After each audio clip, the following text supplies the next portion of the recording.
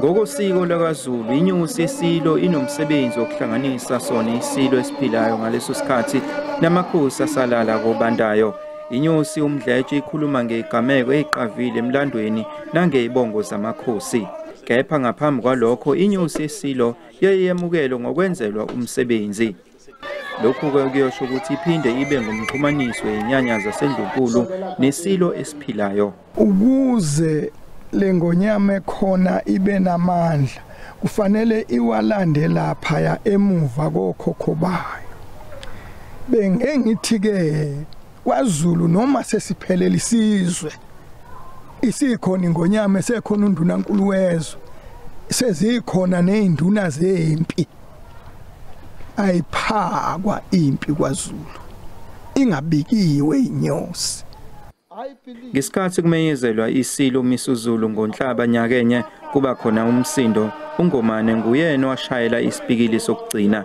Ngasuka ngawuthatha isihlangu sami lapha emotweni ngabuya ngagiya ngoba sengigela ukuthi mina sengiyibekile ingonyama ngoba ingonyama yethweswa amakhosi njengongomane mhla engena kwamthethwa nelembe.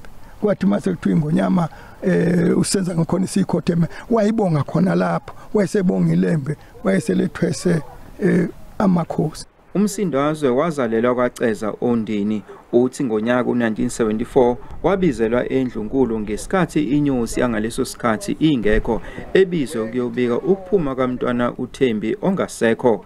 UMdletshe ongayanga esikoleni wazi ukusuka nokuhlala ngayo yonke imilando nezibongo zamakhosi ukusuka enkosini usenza ngakhona ubamba iqhaza elikhulu emkhosini yamaZulu. Kodwa ke inyosi ke ithi ayihambe phambili ngoba empeleni kuthathwa njengokuthi iyona ephethe impepho yokushunqisela ingonyama.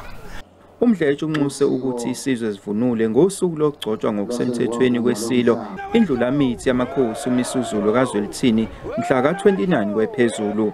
Ezindabeni ze SABC nginguvusi Khumalo Ondini.